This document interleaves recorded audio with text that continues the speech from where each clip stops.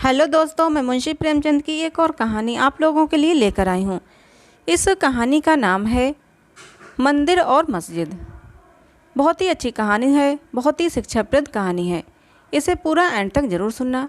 कहानी अच्छी लगे तो प्लीज़ इसे एक लाइक और हमारे चैनल को सब्सक्राइब जरूर कर लेना। चलिए बढ़ते हैं कहानी की तरफ। चौधरी इतरत अली कड़े के बड़े जागीरदार थे। उनके बुजुर्गों ने शाही ज़माने में अंग्रेज़ी सरकार की बड़ी बड़ी खिदमतें की थीं। उनके बदले में ये जागीर मिली थी। अपने सुप्रबंधन से उन्होंने अपनी मिल्कियत और भी बढ़ा ली थी और अब इस इलाके में उनसे ज़्यादा धनी मानी कोई आदमी न था। अंग्रेज़ हुक्काम जब इलाके के दौरे करने आते तो चौधरी साहब की मिर्ज़ापुरसी के लिए ज़रूर आते थे, मगर चौधरी साहब खुद किसी हाकिम को सलाम करने न जाते, चाहे वो कमिश्नर ही क्यों न हो। उन्होंने कचहरियों में न जाने का बिरत सा कर लिया था। किसी इजलास दरबार में भी न जाते थे। किसी हाकिम के सामने हाथ बांधकर खड़ा होना और उसकी हर एक बात पर जी हुजूर करना अपनी शान के खिलाफ समझते थे। ये यथासाध्य किसी मामले मुकदमे में न पड़ते, चाहे अपना नुकसान ही क्यों न होता हो। ये काम 16 आने मुख्तारों के हाथ में था। वे 1 के 100 करें या 100 के 1। फ़ारसी और अरबी के आलिम थे, शरा के बड़े पाबंद, सूद को हराम समझते, 5 वक्त की नमाज अदा करते, 30 रोज़े रखते और नित्य कुरान की तलावत करते थे। मगर धार्मिक संकीर्णता कहीं छू तक नहीं गुजरी थी। प्रातःकाल गंगा स्नान करना उनका नित्य का नियम था। इतना दान पुण्य करने पर भी उन पर किसी महाजन का 1 कौड़ी का भी कर्ज न था। नियत की कुछ ऐसी बरकत थी कि दिन दिन उन्नति ही होती थी। उनकी रियासत में आम हुक्म था कि मुर्दों को जलाने के लिए, किसी यज्ञ या भोज के लिए और शादी ब्याह के लिए सरकारी जंगल से जितनी लकड़ी चाहे काट लो। चौधरी साहब से पूछने की ज़रूरत न थी। हिंदू आसामियों की बारात में उनकी ओर से कोई ना कोई ज़रूर शरीक होता था। नवेद के रुपये बंधे हुए थे। लड़कियों के विवाह में कन्यादान के रुपये मुकर्रर थे।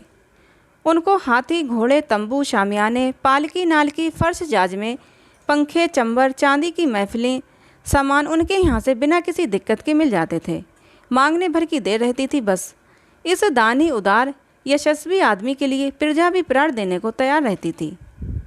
चौधरी साहब के पास एक राजपूत चपरासी था, भजन सिंह। पूरे 6 फुट का जवान था, चौड़ा सीना, बाने का लठैत, सैकड़ों के बीच से मारकर निकल आने वाला। उसे भय तो छू भी ना गया था। चौधरी साहब को उस पर असीम विश्वास था। यहाँ तक कि हज करने गए तो उसे भी अपने साथ लेते गए थे। उनके दुश्मनों की कमी न थी। आसपास के सभी जमींदार उनकी शक्ति और कीर्ति से जलते थे। चौधरी साहब के खौफ के मारे वे अपने आसामियों पर मनमाना अत्याचार न कर सकते थे, क्योंकि वो निर्बलों का पक्ष लेने के लिए सदा तैयार रहते थे। लेकिन भजन सिंह साथ हो तो उन्हें दुश्मन के द्वार पर भी सोने में कोई शंका न थी। कई बार ऐसा हुआ था कि दुश्मनों ने उन्हें घेर लिया और भजन सिंह अकेला जान पर खेलकर उन्हें बेदाग निकाल लाया। ऐसा आग में कूद पड़ने वाला आदमी भी किसी ने कम ही देखा होगा। वो कहीं बाहर जाता तो जब तक खैरियत से घर न पहुंच जाता, चौधरी साहब को शंका बनी रहती कि कहीं किसी से लड़ न बैठा हो। बस पालतू भेड़े की सी दशा थी, जो जंजीर से छूटते ही किसी न किसी से टक्कर लेने दौड़ता है। तीनों लोक में चौधरी साहब के सिवा उसकी निगाह में और कोई था ही नहीं। बादशाह कहो, मालिक कहो, देवता कहो, जो कुछ थे चौधरी साहब थे। मुसलमान लोग चौधरी साहब से जला करते थे। उनका ख्याल था कि वो अपने दीन से फिर गए हैं। ऐसा विचित्र जीवन सिद्धांत उनकी समझ में क्यों कराता। मुसलमान सच्चा मुसलमान है तो गंगा जल क्यों पिए, साधुओं का आदर सत्कार क्यों करे, दुर्गा पाठ क्यों करावे। मुल्लाओं में उनके खिलाफ हंडियाँ पकती रहती थीं और हिंदुओं को जक देने की तैयारियां होती रहती थीं। आखिर ये राय तय पाई कि ठीक जन्माष्टमी के दिन ठाकुर द्वारे पर हमला किया जाए और हिंदुओं का सिर नीचा कर दिया जाए। दिखा दिया जाए कि चौधरी साहब के बल पर फूले फूले फिरना तुम्हारी भूल है। चौधरी साहब कर ही क्या लेंगे। अगर उन्होंने हिंदुओं की हिमायत की तो उनकी भी खबर ली जाएगी, सारा हिंदू पर निकल जाएगा। अंधेरी रात थी। कड़े के बड़े ठाकुर द्वारे में कृष्ण का जन्मोत्सव मनाया जा रहा था। एक वृद्ध महात्मा पोपले मुँह से तंबूरों पर धुन अलाप रहे थे और भक्तजन ढोल मजीरे लिए बैठे थे कि इनका गाना बंद हो तो हम अपना कीर्तन शुरू करें। भंडारी प्रसाद बना रहा था। सैकड़ों आदमी तमाशा देखने के लिए जमा थे। चौधरी साहब को भी खबर हुई। भजन सिंह से बोले, ठाकुर देखो तो क्या शोरगुल है, जाकर बदमाशों को समझा दो और न माने तो 2-4 हाथ भी चला देना। मगर खून खच्चर न होने पाए। ठाकुर ये शोरगुल सुनकर दांत पीस रहे थे, दिल पर पत्थर की सिल रखे बैठे थे। ये आदेश सुना तो मुंह मांगी मुराद पाई। शत्रु भंजन डंडा कंधे पर रखा और लपके हुए मंदिर पहुँचे। वहाँ मुसलमानों ने घोर उपद्रव मचा रखा था। कई आदमियों का पीछा करते हुए मंदिर में घुस गए थे और शीशे के सामान को तोड़ फोड़ रहे थे। ठाकुर की आंखों में खून उतर आया, सिर पर खून सवार हो गया, ललकारते हुए मंदिर में घुस गया और बदमाशों को पीटना शुरू कर दिया। एक तरफ तो वो अकेला और दूसरी तरफ 50 आदमी, लेकिन वह शेर अकेले सबके छक्के छुड़ा दिए। कई आदमियों को मार गिराया। गुस्से में उसे इस वक्त कुछ न सूझता था। किसी के मरने जीने की परवाह न थी। मालूम नहीं उसमें इतनी शक्ति कहाँ से आ गई थी। उसे ऐसा जान पड़ता था कि कोई दैवी शक्ति मेरी मदद कर रही है। कृष्ण भगवान स्वयं उसकी रक्षा करते हुए मालूम होते थे। धर्म संग्राम में मनुष्यों से अलौकिक काम हो जाते हैं। उधर ठाकुर के चले आने के बाद चौधरी साहब को भय हुआ कि कहीं ठाकुर किसी को जान से न मार डाले। उसके पीछे खुद भी मंदिर में आ पहुँचे। देखा तो कोहराम मचा हुआ है। बदमाश लोग अपनी जान ले लेकर बेतहाशा भागे जा रहे हैं। कोई पड़ा करहा रहा है, कोई हाय हाय कर रहा है। ठाकुर को पुकारना ही चाहते थे कि सहसा एक आदमी भागा हुआ आया और उनके सामने आते आते ज़मीन पर गिर पड़ा। चौधरी साहब ने उसे पहचान लिया और दुनिया आंखों में अंधेरी हो गई। ये उनका इकलौता दामाद और उनकी जायदाद का वारिस शाहिद हुसैन था। चौधरी ने दौड़कर शाहिद को संभाला और ज़ोर से बोला, ठाकुर इधर आओ। लालटेन लालटेन, आहा ये तो मेरा शाहिद है। ठाकुर के हाथ पांव फूल गए। लालटेन लेकर बाहर निकले। शाहिद हुसैन ही थे। उनका सिर फट गया था और रक्त उछलता हुआ निकल रहा था। चौधरी ने सिर पीटते हुए कहा, ठाकुर तूने तो मेरा चिराग ही गुल कर दिया। ठाकुर ने थरथर कांपते हुए कहा, मालिक भगवान जानते हैं मैंने पहचाना नहीं। चौधरी, नहीं, मैं तुम्हारे ऊपर इल्ज़ाम नहीं रखता। भगवान के मंदिर में किसी को घुसने का अख्तियार नहीं है। अफसोस यही है कि ख़ानदान का निशान मिट गया और वो भी तुम्हारे हाथों। तुमने मेरे लिए हमेशा अपनी जान हथेली पर रखी और खुदा ने तुम्हारे ही हाथों मेरा सत्यानाश कर दिया। चौधरी साहब रोते जाते थे और ये बातें कहते जाते थे। ठाकुर गिलानी और पश्चाताप से गड़ा जाता था। अगर उसका अपना लड़का मारा गया होता तो उसे इतना दुख न होता। आह मेरे हाथों मेरे मालिक का सर्वनाश हुआ, जिसके पसीने की जगह वो खून बहाने को तैयार रहता था, जो उसका स्वामी ही नहीं इष्ट था, जिसके जरा से इशारे पर वो आग में कूद सकता था, उसी के वंश की उसने जड़ काट दी। वो उसकी आस्तीन का सांप निकला। रुंधे हुए कंठ से बोला, सरकार मुझसे बढ़कर अभागा और कौन होगा। मेरे मुंह में कालिख लग गई। ये कहते कहते ठाकुर ने कमर से छुरा निकाल लिया। वो अपनी छाती में छुरा घोंपकर कालिमा को रक्त से धोना ही चाहते थे कि चौधरी साहब ने लपककर छुरा उनके हाथों से छीन लिया और बोले, क्या करते हो, होश संभालो, ये तकदीर के करिश्मे हैं, इसमें तुम्हारा कोई कसूर नहीं। खुदा को जो मंजूर था वो हुआ। मैं अगर खुद शैतान के बहकावे में आकर मंदिर में घुसता और देवता की तौहीन करता और तुम मुझे पहचान कर भी कत्ल कर देते तो मैं अपना खून माफ़ कर देता। किसी के दीन की तौहीन करने से बड़ा और कोई गुनाह नहीं है। गो इस वक्त मेरा कलेजा फटा जाता है और ये सदमा मेरी जान ही लेकर छोड़ेगा, पर खुदा गवाह है कि मुझे तुमसे जरा भी मलाल नहीं है। तुम्हारी जगह मैं होता तो मैं भी यही करता, चाहे मेरे मालिक का बेटा ही क्यों ना होता। घर वाले मुझे तानों से छेदेंगे, लड़की रो रो कर मुझसे खून का बदला मांगेगी, सारे मुसलमान मेरे खून के प्यासे हो जाएंगे। मैं काफिर और बेदीन कहाँ जाऊँगा। शायद कोई दीन का पक्का नौजवान मुझे कत्ल करने पर भी तैयार हो जाए, लेकिन मैं हक से मुंह न मोड़ूंगा। अंधेरी रात है, इसी दम यहाँ से भाग जाओ और मेरे इलाके में किसी छावनी में छिप जाओ। वो देखो कई मुसलमान चले आ रहे हैं, मेरे घर वाले भी हैं, भागो भागो। उनके इलाके की छावनियों में कई बार तलाशियाँ हुईं। मुल्लाओं ने घर के नौकरों, मामाओं, लौंडियों को मिलाया, लेकिन चौधरी ने ठाकुर को अपने एहसानों की भांति छिपाए रखा। लेकिन ठाकुर को अपने प्राणों की रक्षा के लिए चौधरी साहब को संकट में पड़े देखकर असहाय वेदना होती थी। उसके जी में बार बार आता था, चलकर मालिक से कह दूं, मुझे पुलिस के हवाले कर दीजिए। लेकिन चौधरी साहब बार बार उसे छिपे रहने की ताकीद करते रहते थे। जाड़ों के दिन थे। चौधरी साहब अपने इलाके का दौरा कर रहे थे। अब वो मकान पर बहुत कम रहते थे। घर वालों के शब्द बाणों से बचने का यही उपाय था। रात को खाना खाकर लेटे ही थे कि भजन सिंह आकर सामने खड़ा हो गया। उसकी सूरत इतनी बदल गई थी कि चौधरी साहब देखकर चौंक पड़े। ठाकुर ने कहा, सरकार अच्छी तरह हैं? चौधरी, हाँ, खुदा का फजल है। तुम तो बिल्कुल पहचाने ही नहीं जाते। इस वक्त कहाँ से आ रहे हो? ठाकुर, मालिक, अब तो छिपकर नहीं रहा जाता। हुक्म हो तो जाकर अदालत में हाजिर हो जाऊं। जो भाग में लिखा होगा वो ही होगा। मेरे कारण आपको इतनी हैरानी हो रही है, इतनी परेशानी हो रही है, ये मुझसे नहीं देखा जाता। चौधरी, नहीं ठाकुर, मेरे जीते जी नहीं। तुम्हें जानबूझकर भाड़ के मुंह में नहीं डाल सकता। पुलिस अपनी मर्जी के माफिक शहादतें बना लेगी और मुफ्त में तुम्हें जान से हाथ धोना पड़ेगा। तुमने मेरे लिए बड़े बड़े खतरे सहे हैं। अगर मैं तुम्हारे लिए इतना भी ना कर सकूं तो मुझसे कुछ मत कहना। ठाकुर, कहीं किसी ने सरकार? चौधरी, इसका बिल्कुल गम ना करो। जब तक खुदा को मंजूर ना होगा कोई मेरा बाल भी बांका नहीं कर सकता। तुम अब जाओ, यहाँ ठहरना खतरनाक है। ठाकुर, सुनता हूँ लोगों ने आपसे मिलना जुलना छोड़ दिया है। चौधरी, दुश्मनों का दूर ही रहना अच्छा है। लेकिन ठाकुर के दिल में जो बात जम गई थी वो ना निकली। इस मुलाकात ने उसका इरादा और भी पक्का कर दिया। इन्हें मेरे कारण यूँ मारे मारे फिरना पड़ता है।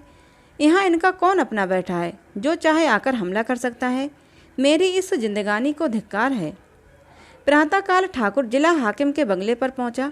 साहब ने पूछा, तुम अब तक चौधरी के कहने से छिपे हुए थे? ठाकुर, नहीं हुजूर, अपनी जान के खौफ से। चौधरी साहब ने यह खबर सुनी तो सन्नाटे में आ गए। अब क्या हो? अगर मुकदमे की पैरवी ना की गई तो ठाकुर का बचना मुश्किल है। पैरवी करते हैं तो इस्लामी दुनिया में तहलका पड़ जाता है। चारों तरफ से फतवे निकलने लगेंगे। उधर मुसलमानों ने ठान ली है कि इसे फांसी दिलाकर ही छोड़ेंगे। आपस में चंदा किया गया। मुल्लाओं ने मस्जिद में चंदे की अपील की। द्वार द्वार झोली बांधकर घूमे। इस पर कौमी मुकदमे का रंग चढ़ाया गया। मुसलमान वकीलों को नाम लूटने का मौका मिला। आसपास के ज़िलों में लोग जिहाद में शरीक होने के लिए आने लगे। चौधरी साहब ने भी पैरवी करने का निश्चय किया, चाहे कितनी ही आफतें क्यों न सिर पर आ पड़े। ठाकुर उन्हें इंसाफ की निगाह में बेकसूर मालूम होता था और बेकसूर की रक्षा करने में उन्हें किसी का खौफ न था। घर से निकल खड़े हुए और शहर में जाकर डेरा जमा लिया। 6 महीने तक चौधरी साहब ने जान लड़ाकर मुकदमे की पैरवी की। पानी की तरह रुपये बहाए, आंधी की तरह दौड़े।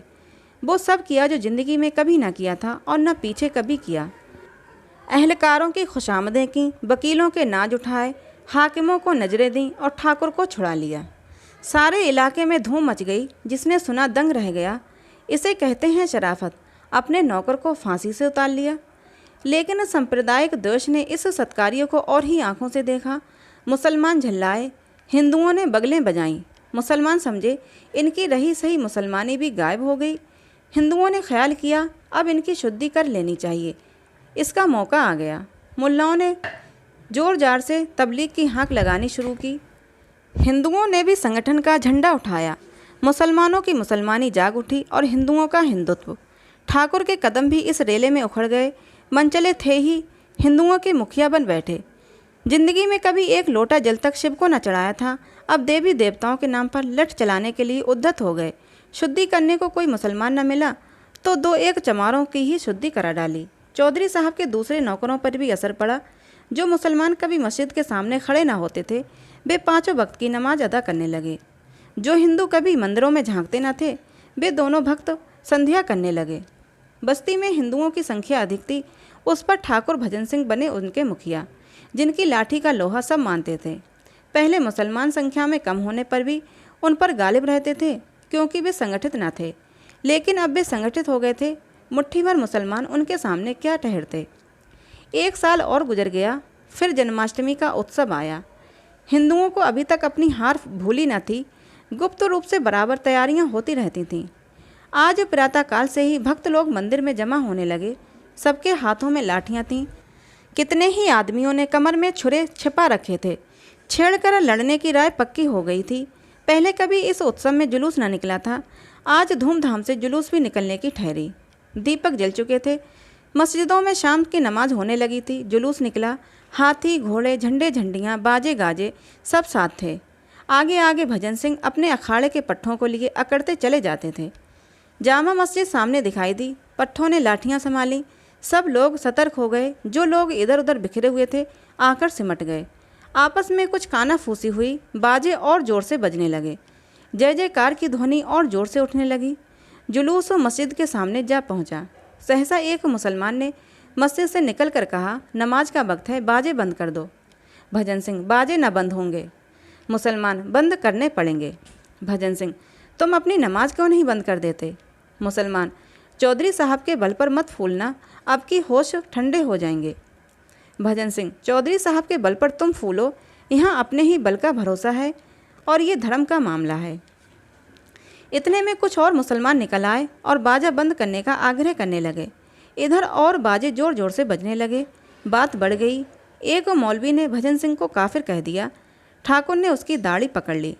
फिर क्या था, सूरमा लोग निकल पड़े। मारपीट शुरू हो गई।